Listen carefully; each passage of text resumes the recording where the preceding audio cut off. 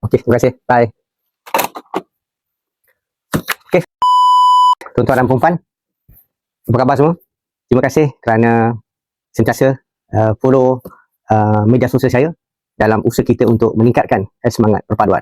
Jadi tuan-tuan dan puan-puan, saya ada satu lagi mesej untuk saya sampaikan kepada tuan-tuan dan puan-puan yang berada di luar sana, khususnya kepada kepimpinan jawatankuasa rukun tetangga, anggota skim penodaan sukarela, mediator komuniti, sekretariat rukun negara, NGO-NGO yang lain dan siapa saja tuan-tuan dan puan-puan, untuk kami dapatkan ataupun kita nakkan berkongsi pemerhatian daripada tuan-tuan dan puan-puan mengenai tahap keresahan komuniti terhadap tekanan kos sara hidup dan reaksi rakyat susulan krisis Iran dan USA Israel.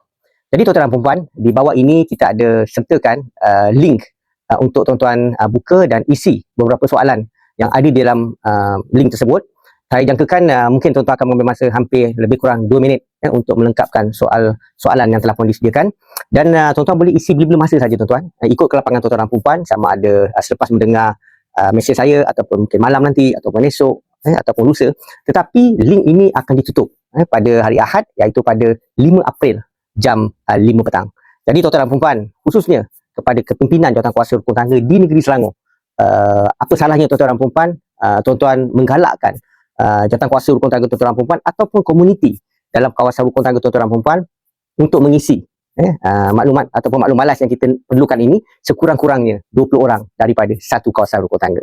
Jadi tuan-tuan dan puan-puan, jangan lupa selepas tuan-tuan isi link yang telah pun disediakan ini, jangan lupa sharekan juga kepada rakan-rakan komuniti tuan-tuan dan puan-puan, supaya dengan maklum malas yang kita dapat kumpulkan pada hari ini akan dapat kita rancang perancangan ataupun aktiviti-aktiviti susulan yang boleh kita lakukan selepas ini nanti. Saya bagi pihak JPNAN Negeri Selangor sekali lagi mengucapkan jutaan terima kasih. Jumpa lagi.